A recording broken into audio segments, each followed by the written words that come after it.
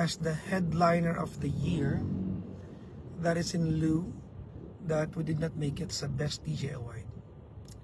So, I asked for opinions and advice yesterday sa inyo whether I should come or whether I should go or not. And you said, go. And so, we're going.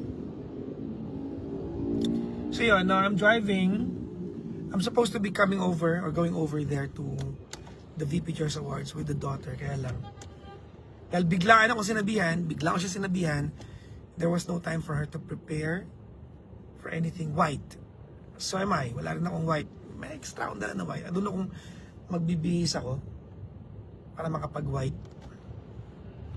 Hindi ko alam.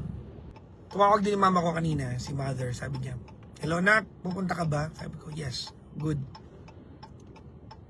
So yun. So that's that. We're going. We are 40 minutes away. It's a little bit congested, no? Bye-bye everyone. Si Gandang Kara will just be going there separately kasi madala siyang sarili sa sasakyan. So yun. Bye-bye everyone. Bye-bye. Hello, everyone. I know you are all too busy tonight, having your photos taken and content. Pero bago ako pasalamatan ng VP Choice Awards Committee, palakpakan natin ang mga sarili natin. We are the privileged ones. While a lot of Filipinos out there tonight are suffering, we are here gathered in a nice place. So palakpakan natin yung pribilehiyong meron tayo that other people do not have.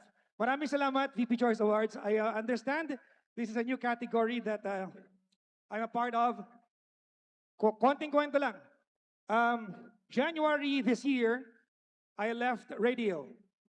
I am no longer a radio announcer. I am now a full-time streamer. And I have been with radio for 22 years. And silently, every night, you listen to me. And I thank you all for a very wonderful career that a lot of my listeners have provided me, that made me be able to provide for my family. For several months now, ako po ay streamer na lang. And I did not feel like I have lost some grounds. A lot of people still continue to support what I do. And for village people to still recognize what I do and give me this award, maraming salamat po.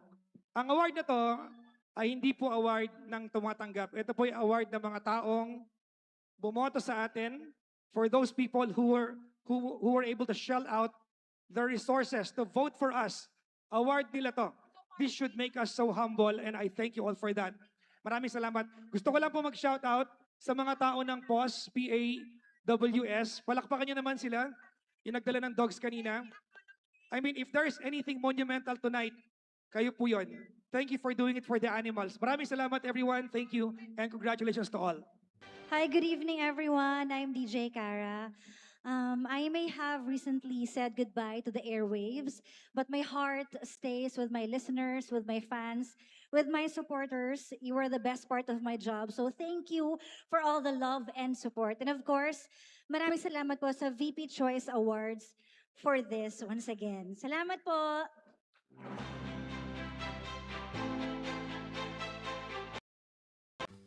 I just got home 1 hour ago from the awards night where I received the award being the headliner of the year.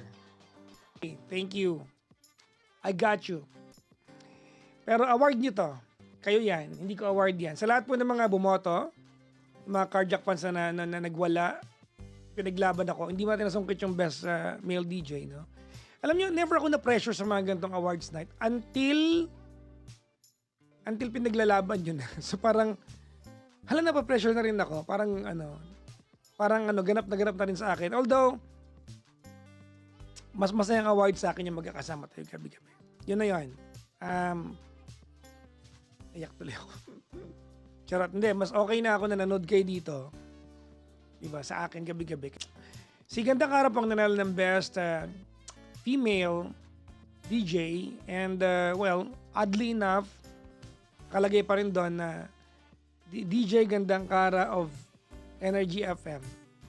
So, yung botohan nangyari nung panahong nasa Energy pa siya. So, that's that. At ako naman, parang nakalagay doon na being influential Kineme Root as being part of Energy FM. So, baka ganun. Ewan ko. Maligayang bati po sa lahat po ng mga nakaantabay sa atin na nagko-congratulate. Thank you very much. I appreciate that you appreciate what I do. Okay? Nakakapanibago lang ha. Bago tayo mag-start, nakakapanibago lang kasi medyo nakakapanibago lang in a sense na na pagdating ko doon kanina, ang dami nagka-picture sa akin. Walang halong biro, ang dami. Ang dami nagka-picture sa akin. Pero iisa lang ang dialogue nila. Favorite ka ng mama ko, ng tita ko, ng lola ko, ng driver namin, ng yaya ko.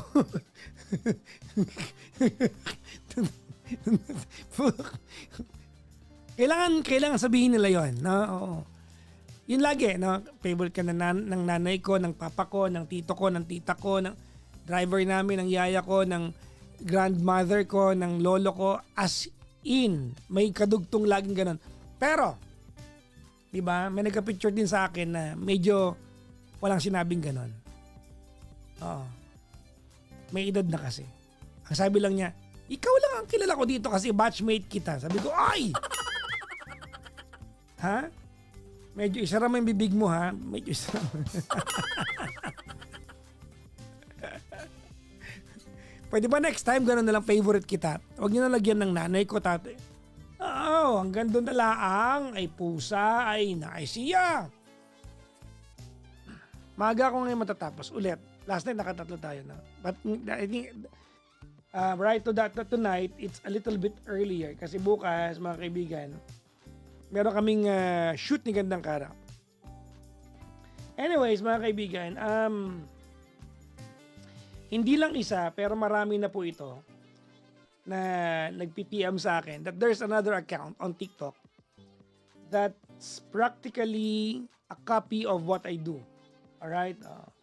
Marami na nag-PM sa inyo regarding this. No? Alam niyo ba yan, di ba?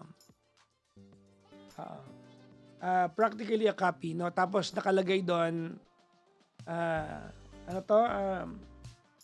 basta walang muka at puro boses lang naka-AI, no? So, parang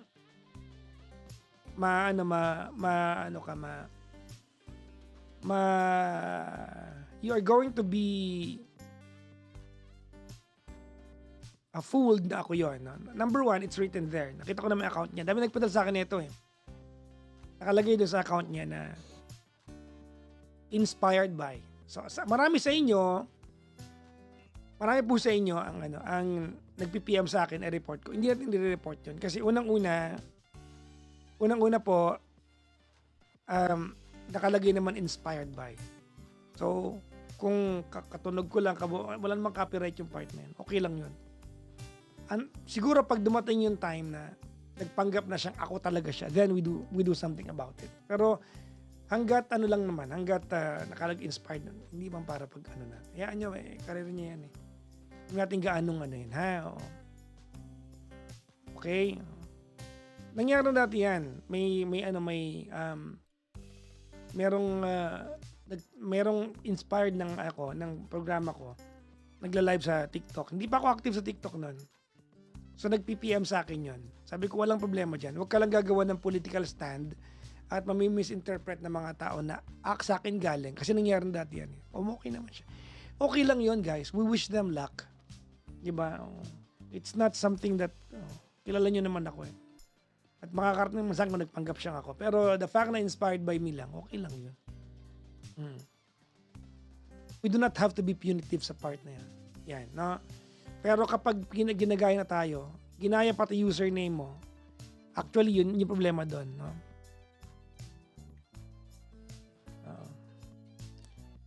Anyways, tricky kasi nakalagay inspired eh. Oo. Pagod talaga ako. May shoot kami ni Gandang Kara bukas, mayroon kaming podcast. Oy, Ay, dili yun. Di kidluo eh. dili. Gwapa, gwapa. Ay, syempre. Mo Gwa- ikaw, gwapo. Ano ba yung gwapa? Ano ba yung gwapa? Maganda.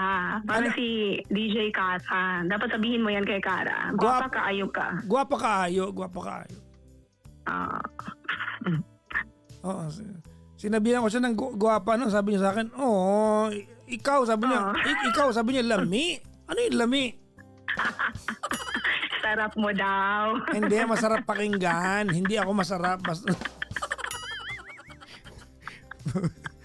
Masarap pakinggan pag sinabihan ka ng gwapa, lami. Wala.